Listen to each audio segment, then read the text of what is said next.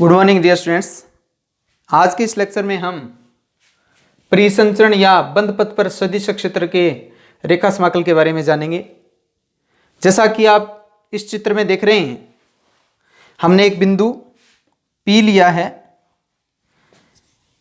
तथा इसके चारों ओर एक काल्पनिक बंद पथ C की कल्पना की है। C क्या है? काल्पनिक बंद पथ है।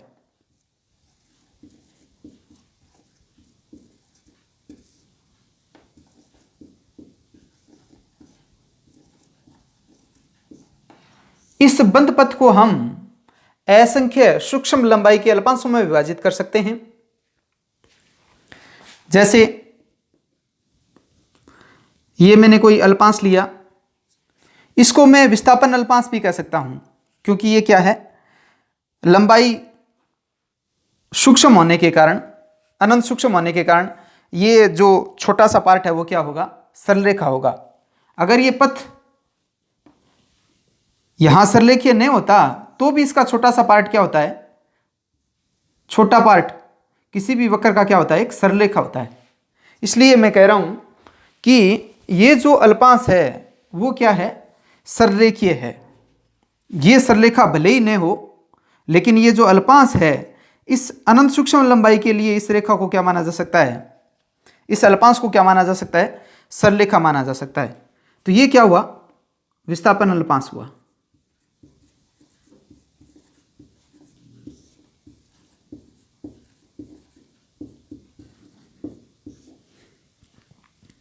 डीएल वेक्टर कह देते हैं इस विस्थापन अल्पांश को, इसकी डायरेक्शन ये मान लेते हैं। तथा इस अल्पांश की स्थिति पर सदिश क्षेत्र का जो मान है वो ए वेक्टर मान लेते हैं। तो सदिश क्षेत्र तथा विस्थापन अल्पांश का जो अदिश गुणनफल है वो क्या होगा,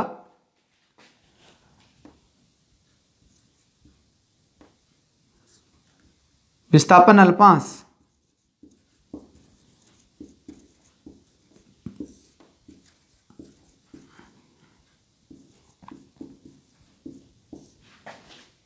वह अल्पांश की स्थिति पर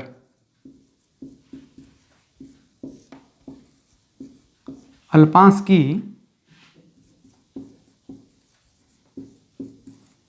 स्थिति पर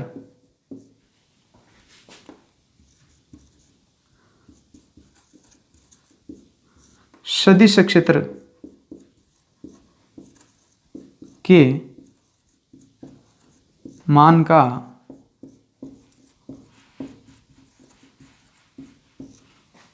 अदिश गुणनफल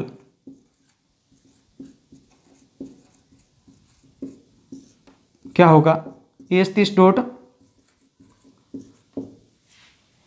डीएल वेक्टर होगा। इसी ये जो प्रक्रिया है हम अन्य अल्पांशों के लिए भी अपना सकते हैं। जैसे हमने कोई दूसरा अल्पांश लिया और यहां पर सदिश क्षेत्र का मान देखा और उसका क्या कर लिया, अदिश गुणनफल कर लिया। यानी इस पूरे बंद पथ के विस्थापन अल्पांश वह अल्पांश की स्थिति पर सदिश क्षेत्र के मानों का अदिश गुणनफलों का जो योग है वो बंद पथ पर सदिश क्षेत्र का रेखा समाकल कहलाता है। यानी ये तो एक अल्पांश के लिए प्रक्रिया थी। जैसे ये हमने डीएल वेक्टर विस्थापन अल्पांश लिया था, इस पर सदिश क्षेत्र का मान क्या माना था, ए वेक्टर माना था। तो इसके लिए सदिश क्षेत्र तथा विस्थापन अल्पांश का गुणनफल क्या आया, A30 डॉट डीएल वेक्टर आया। इसी प्रकार हम अन्य अल्पांशों के लिए भी यही प्रक्रिया अपनाएं और उसका क्या कर दें, योग कर दें, तो हमें बंद पथ पर सदिश क्षेत्र का रेखा समाकल प्राप्त हो जाएगा।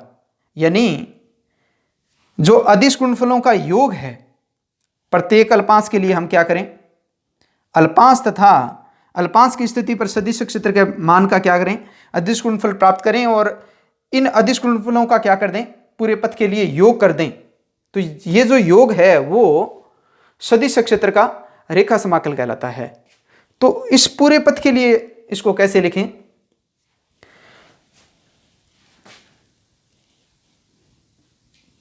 विस्थापन अल्पांश व अल्पांश की स्थिति पर सदिश क्षेत्र के मान का अदिश गुणनफल का योग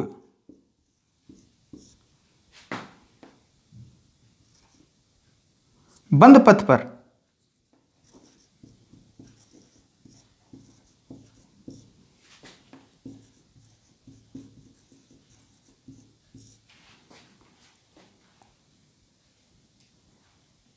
सदिश क्षेत्र का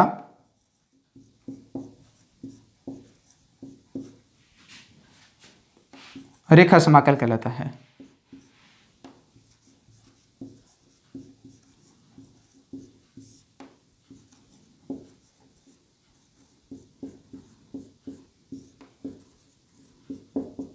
यानी ये जो प्रक्रिया है हमने पहले तो एक के लिए देखा, एक अल्पांश के लिए, फिर क्या किया, ये जो प्रक्रिया है वो पूरे पथ के लिए अपनाई है। विस्थापन अल्पांश यानी प्रत्येक विस्थापन अल्पांश, आगे से आगे हम विस्थापन अल्पांश लेते जाएं और इन अल्पांशों की स्थितियों पर सदिश क्षेत्र के मान का अदिश गुणनफल लें ए सदिश डॉट डीएल वेक्टर, तब जो योग प्राप्त होगा, यानी ये जो अदिश गुणनफल है, इस प्रकार के अदिश गुणनफल में बहुत सारे प्राप्त होंगे क्योंकि इस पथ पर असंख्य सूक्ष्म अल्पांश हैं। तो इस प्रकार के अदिश गुणनफल में असंख्य प्राप्त होंगे और उनका क्या कर लें, हम योग कर लें। तो जो योग प्राप्त होगा वो सदिश क्षेत्र का रेखा समाकल कहलाता है। यानी कहने का मतलब ए सदिश dot dl vector close integration c, इस योग को मैंने, क्योंकि डीएल वेक्टर है वो यहां डीएल का जो परिमाण है वो टेंड्स टू 0 है, इसलिए हमने योग को, ये जो योग था उसको किससे रिप्लेस कर दिया, समाकलन से रिप्लेस कर दिया। और समाकलन भी किस पर, बंद पथ पर, क्योंकि ये पथ क्या है, बंद है। तो ये जो समाकल है वो किसको रिप्रेजेंट करता है, सदिश क्षेत्र के रेखा समाकल को। ये क्या है, बंद पथ पर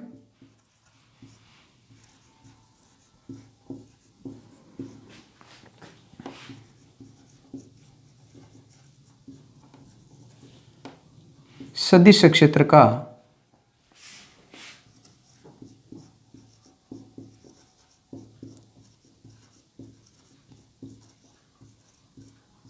रेखा समाकल, या इसको क्या बोलते हैं, परिसंचरण भी कह देते हैं।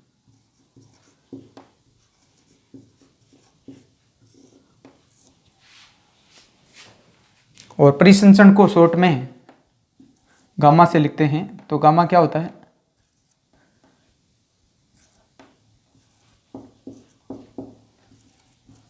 परिसंचरण है वो क्या होता है, बंद पथ पर सदिश क्षेत्र का रेखा समाकल होता है। और ये जो परिसंचरण का मान है या फिर बंद पथ पर सदिश क्षेत्र का जो रेखा समाकल है, वो हमने जो पथ लिया है वो एक क्षेत्रफल को परिबद्ध करता है। ये क्षेत्रफल किस तल में है, इस तल के विन्यास पर निर्भर करता है कि परिसंचरण का मान है वो कितना प्राप्त होगा। यानी कहने का मतलब ये जो क्षेत्रफल है जो कि बंद पथ सी परिबद्ध कर रहा है, ये जो एरिया है ये किस तल में स्थित है, इस बात पर परिसंचरण का मान है वो निर्भर करता है। अगर यही क्षेत्रफल इस तल में स्थित है और एक अन्य स्थिति की बात करें, ये क्षेत्रफल है वो इस प्रकार स्थित है इसी सदिश क्षेत्र में, तो इस पर परिसंचरण का मान है या फिर बंद पथ पर रेखा समाकल का मान है वो अलग प्राप्त होगा। कहने का मतलब परिसंचरण का जो मान है या फिर बंद पथ पर जो रेखा समाकल का मान है वो बंद पथ द्वारा परिबद्ध क्षेत्रफल है, वो क्षेत्रफल किस तल में स्थित है उस तल के विन्यास पर निर्भर करता है, ओरिएंटेशन पर निर्भर करता है। तो ये था परिसंचरण या बंद पथ पर सदिश क्षेत्र का रेखा समाकल।